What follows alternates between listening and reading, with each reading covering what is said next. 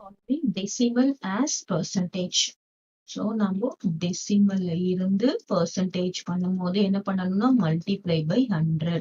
அதுவே percentageல இருந்து decimal D for divide by 100 நம்ம போட்டுக்கணும்.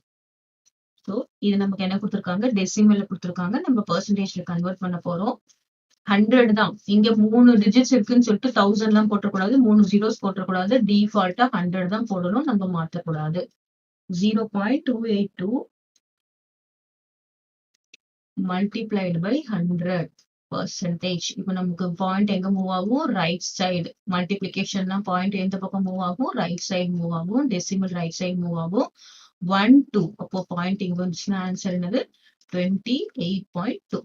Okay, next second one 1.51 multiply by 100 percentage. இங்க percentage போடணும், பாயிண்ட் இந்த பக்கம் மூவ் ஆகும், அப்ப என்ன வரும் 151%.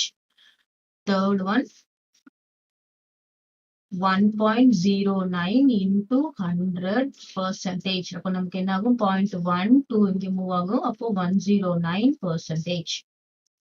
Next fourth one 0.71 into 100. இப்போ நமக்கு பாயிண்ட் 2 டிஜிட்ஸ், 2 0 இருந்தா 2 டிஜிட்ஸ், இப்போ 71%. Fifth one 0.858 into 100%. அப்போ பாயிண்ட் எங்க மூவ் ஆகும், 1 2 டிஜிட்ஸ் மூவ் ஆகி நமக்கு ஆன்சர் என்ன வரும் 85.8%.